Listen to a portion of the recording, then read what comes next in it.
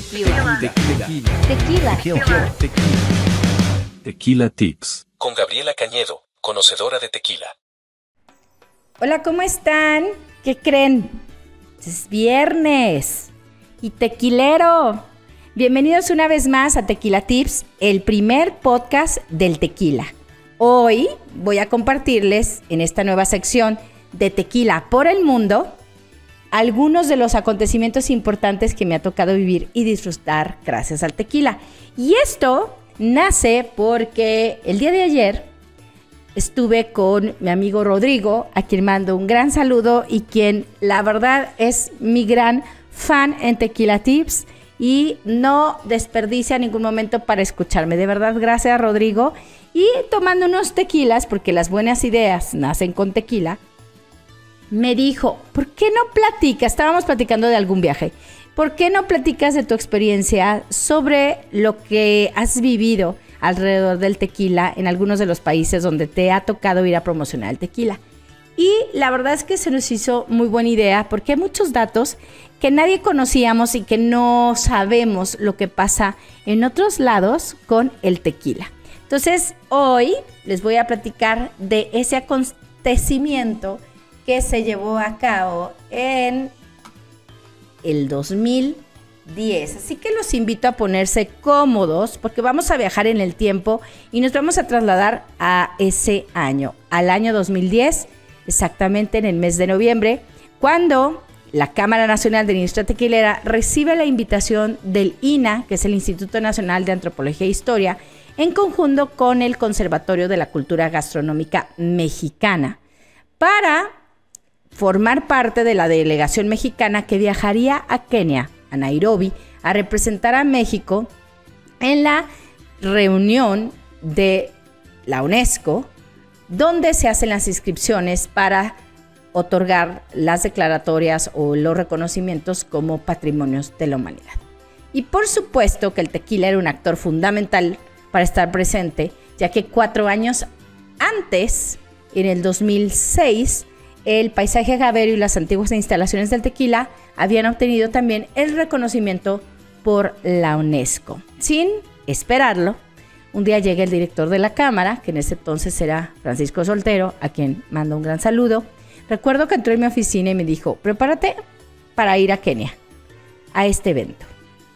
O sea, imagínense yo, con cara de what, entre nervio, emoción, pero también miedo, de ir hasta un continente tan lejano que realmente rara vez consideramos, voy a ir de vacaciones a África.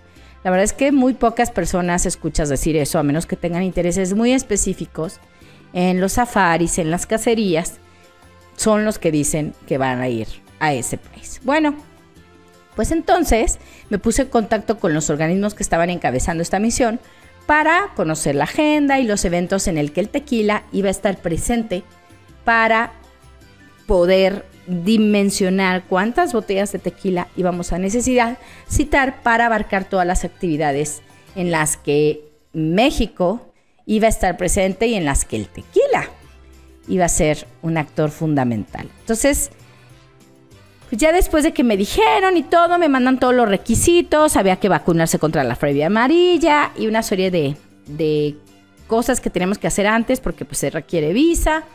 Y bueno, todos los requerimientos. Total, pues a comprar el vuelo y llega la hora de salir. Yo me acuerdo que fue un viaje muy largo. O sea, yo recuerdo que yo salí de Guadalajara, no sé, un día muy temprano, un viernes muy temprano, a las 6 de la mañana, que salía mi vuelo. Y llegué un lunes a las 8 de la mañana a Nairobi, Kenia. Claro que fui haciendo escalas por todos lados. Hice una escala en Estados Unidos, hice otra escala en Londres y de Londres a Nairobi. Bueno, pues desde que me bajé del avión, rumbo a la sala de migración, ya empezaba a notar la gran amabilidad y calidez de los kenianos. Todos sonreían, hermosos, todos.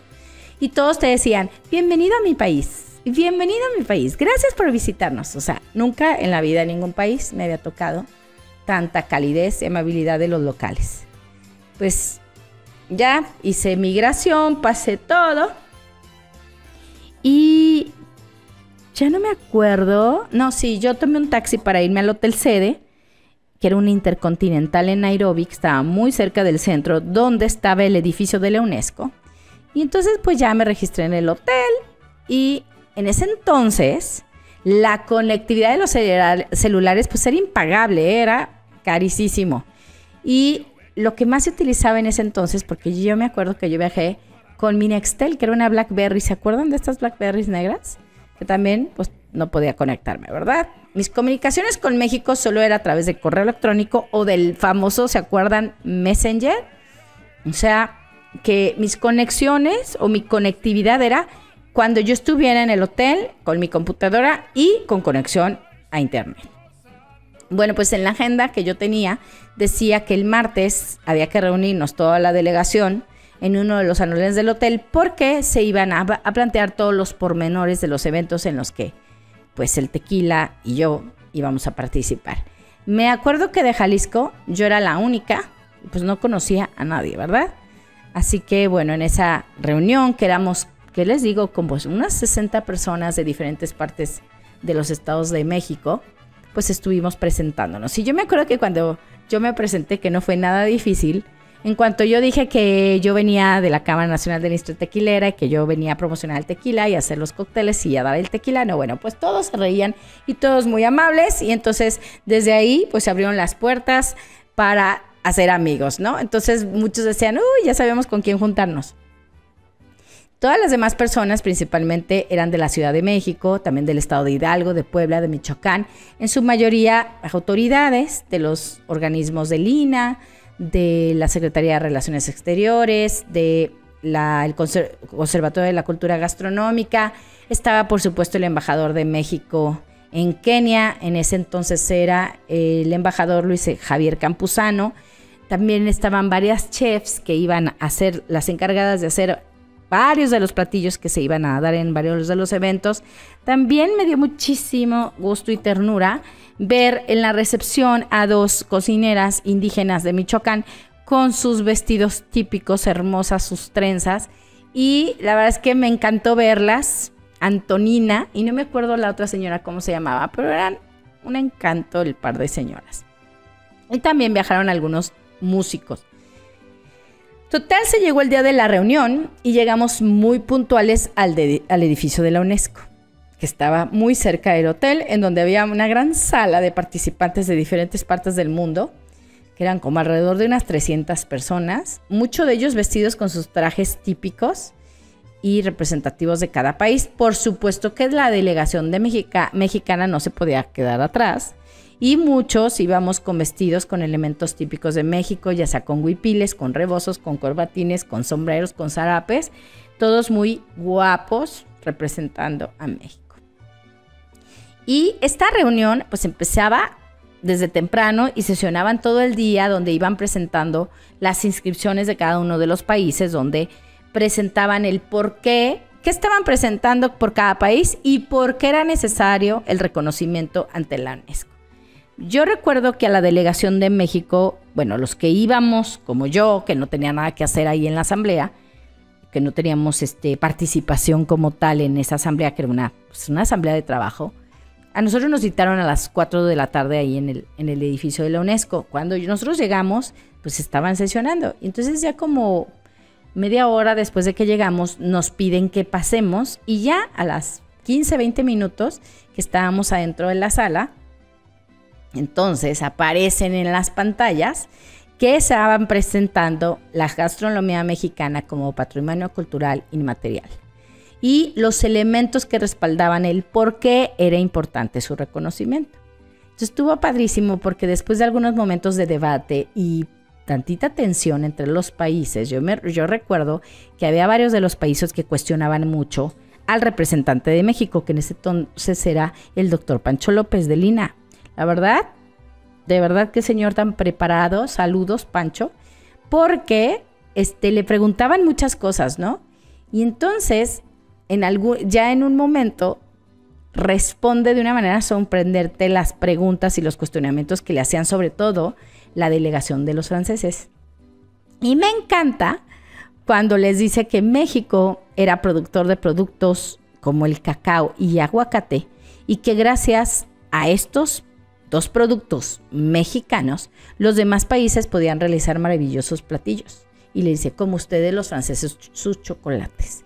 En ese momento, la mitad de la sala se levantó a aplaudirle, y ya minutos después declaran que la gastronomía mexicana merecía estar reconocida, inscrita en la UNESCO. Bueno, pues entonces en ese momento toda la sala se para a aplaudir, padrísimo, y se empieza a formar como una fila de diferentes partes del mundo, todos a felicitar a la mesa donde estaba la delegación mexicana, donde estaba Pancho López, donde estaba Gloria López del del Conservatorio Gastronómico, donde estaba el embajador, donde estaban algunas de las chefs.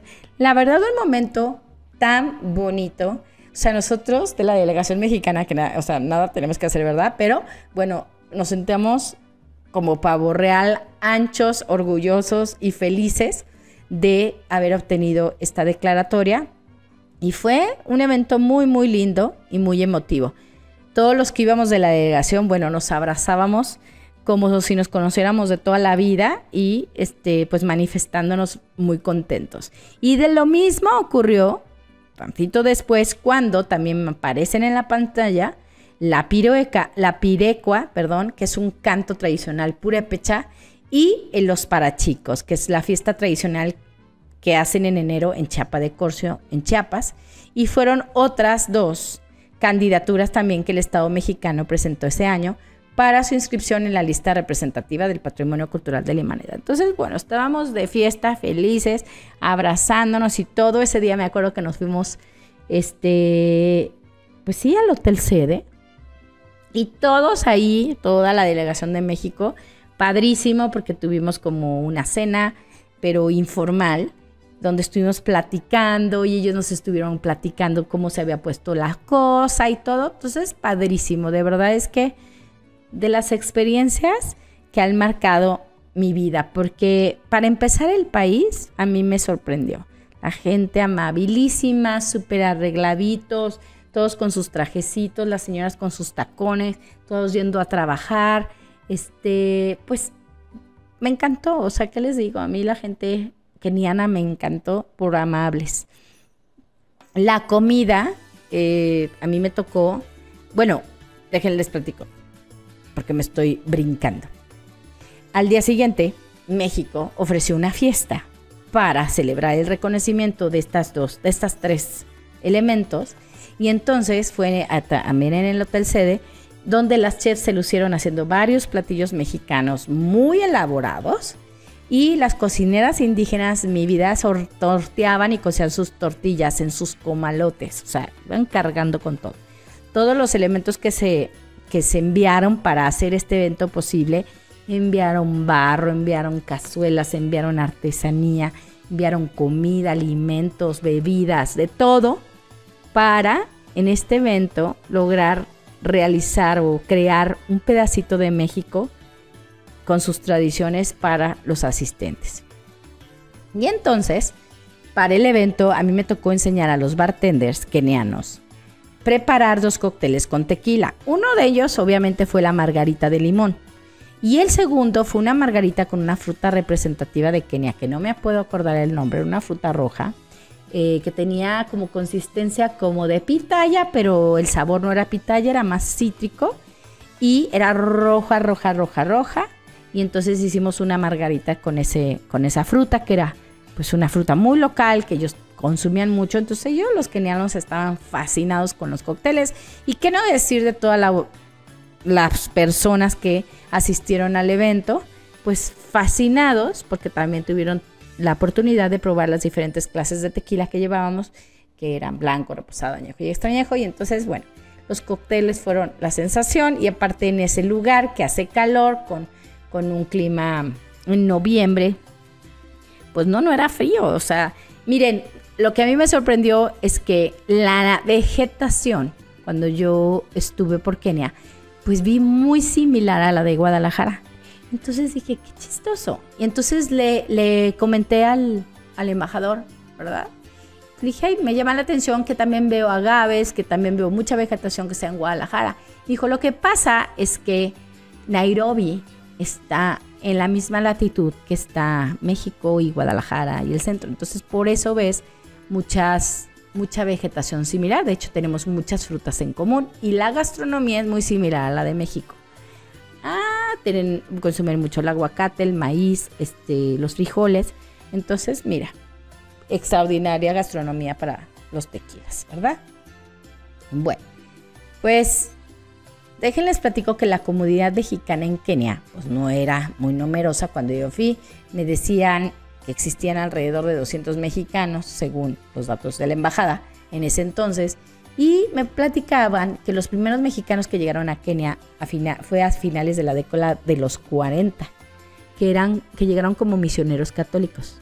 Y así es como se extendió la influencia de los mexicanos. Entonces, la fusión de las culturas keniana y mexicana comenzó en la década de los 80, cuando las telenovelas mexicanas invadieron los canales kenianos, porque me platicaban que los derechos de estas telenovelas eran más baratos o accesibles que los programas estadounidenses, así que las televisoras los adquirieron.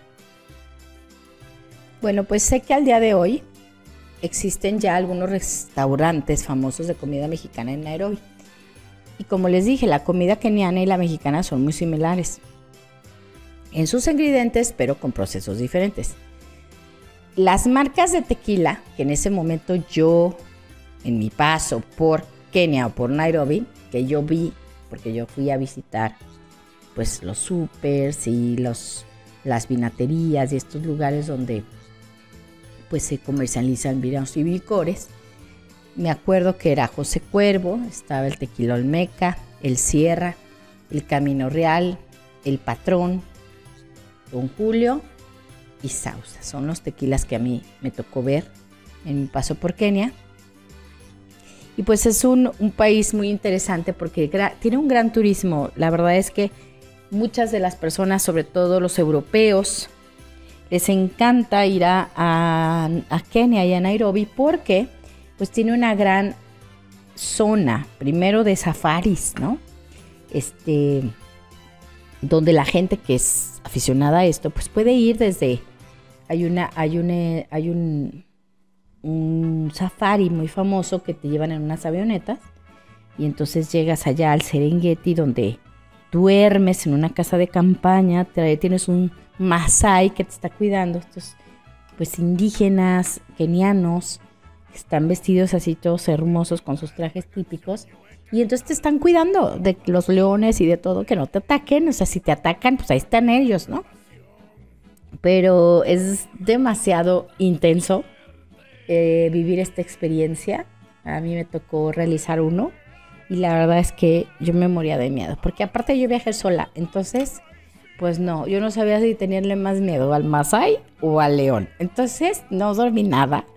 Fue una aventura, pero fue pues algo que no volvería a hacer, la verdad. Sí me gustó mucho pues ir al orfanato de elefantes, de las jirafas. Fui otro día con la esposa de uno de los embajadores, Guadalupe Ortiz Monasterio, que te mando un abrazote si es que me estás oyendo. Y pasa a la señora, me encantó. Con ella aprendí mucho, con ella me fui a un safari que estaba muy cerca de la ciudad. Y la verdad es que la pasamos muy, muy bien. Bueno, pues espero que este capítulo les haya gustado. Vamos a hacer un especial cada mes de Tequila por el Mundo. Y les estaré platicando de varios de los países en los que he tenido la maravillosa oportunidad de ir a promover el tequila, algo tan nuestro, algo tan mexicano. Es un orgullo, de verdad. Cuando estoy allá hablando del tequila de México, se me llena la boca y el corazón de orgullo de saber que tenemos un producto tan nuestro, tan mexicano, tan valorado en otros países. De verdad lo aman. Y pues a veces me da tristeza que aquí los propios mexicanos pues le hacemos cara de fuchi, ¿no?, al tequila y preferimos tomar otras bebidas de otros lugares cuando tenemos una bebida maravillosa que nos distingue. Bueno, recuerden que tenemos redes sociales, tenemos Instagram, Facebook, YouTube, TikTok. Déjenos sus comentarios. Gracias por sus mensajitos y gracias por escucharme cada viernes en Tequila Tips. Recuerden que cada viernes en punto de las 6 de la tarde estamos subiendo un nuevo capítulo. Suscríbanse para que les llegue la notificación o la campanita de que acabamos de agregar un capítulo nuevo. Les mando un abrazo y deseo que pasen un gran fin de semana y que disfruten con tequila. Hasta luego.